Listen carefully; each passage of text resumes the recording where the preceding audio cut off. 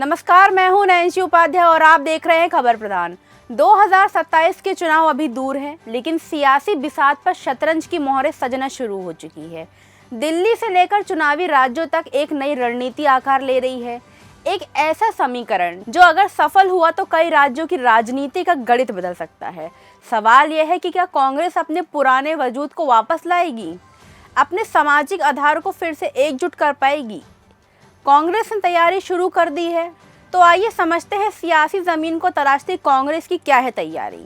भारत में अगले साल उत्तर प्रदेश समेत 7 राज्यों में विधानसभा चुनाव होने हैं और इसी को देखते हुए राजनीतिक दल अपनी अपनी रणनीतियों को अंतिम रूप से देने में जुट गए हैं।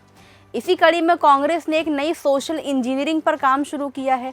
पार्टी अपने 2 पारंपरिक वोट बैंक दलित और अल्पसंख्यक समाज को एक साथ साझा मंच पर लाने की तैयारी कर रही है।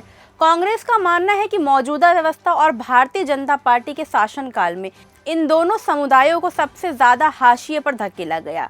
पार्टी नेताओं का आरोप है कि एक वर्ग को जाति के आधार पर भेदभाव का सामना करना पड़ रहा था, जबकि दूसरे वर्ग को धर्म के नाम पर निशाना बनाया जा रहा था। रोजगार, शिक्षा और अवसरों के मुद्दों पर भी कांग्रेस लगातार सवाल उठा रही है। इसी सोच के साथ कांग्रेस ने अनुसूचित जाति विभाग और अल्पसंख्यक विभाग ने मिलकर एक संयुक्त अभियान शुरू करने का फैसला किया है। इसकी शुरुआत 6 जून को दिल्ली में होने वाली एक बड़े सम्मेलन में होगी। इस कार्यक्रम में केवल कांग्रेस नेता ही नहीं, बल्कि सामाजिक कार्यकर्ताएं, बुद्धिजीवी, कलाकार और सिविल सोसाइटी के प्रतिनिधि भी शामिल होंगे। इस सम्मेलन का मकसद है दोनों समुदायों की सामाजिक और आर्थिक स्थिति पर चर्चा करना और उनके अधिकारों तथा विकास के लिए एक ठोस रोड मैप तैयार करना है।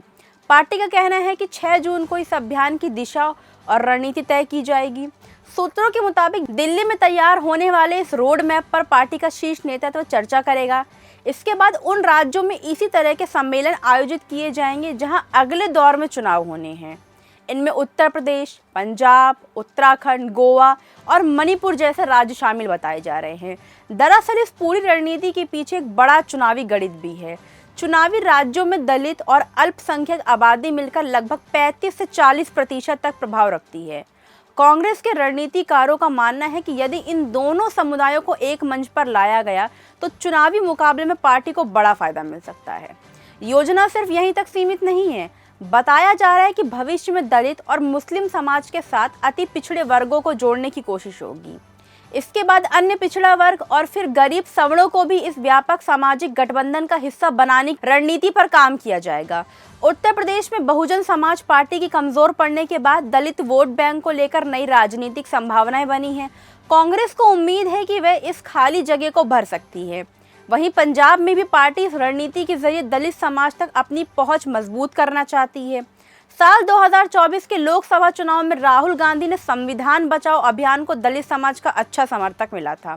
कांग्रेस का मानना है कि इसी आधार को आगे बढ़ाकर वे अपने जनाधार को और मजबूत कर सकती है। राहुल गांधी भी हाल के दिनों में अल्पसंख्यक नेताओं के साथ बैठकों में काफी मुखर नजर आए। उन्होंने कहा कि यदि किसी अल्पसंख्यक समुदाय के साथ अन्याय होता है तो उसके मुद्दे को सीधा और स्पष्ट रूप से उठाया जाना चाहिए। कांग्रेस का मानना है कि आने वाले समय में महंगाई, बेरोजगारी और बढ़ेगी और आर्थिक सुनामी आएगी। पार्टी का आकलन है कि जैसे जैसे आर्थिक दबाव बढ़ेगा, जनता का ध्यान पहचान की राजनीति से हटकर रोजमर्रा की समस्याओं पर केंद्रित होगा। वो कहावत तो सुनी ही होगी आपने, लोहे को गर्म देखकर ही चोट की जाती है। कांग्रेस भी शायद इसी सोच के साथ अपने पुराने सामाजिक समीकरण को फिर से मजबूत करने की कोशिश में जुटी है। अब देखना काफी दिलचस्प होगा कि दिल्ली से शुरू होने वाली ये नई सोशल इंजीनियरिंग चुनावी मैदान में कितना असर दिखाती है और क्या ये कांग्रेस को अपने पुराने जनाधार की वापसी दिला पाएगी या नहीं। कमेंट में हमें जरूर बताइएगा। वीडियो अच्छा लगा हो तो लाइक कीजिए, शेयर कीजिए और कमेंट बॉक्स में हमें जरूर बताइए।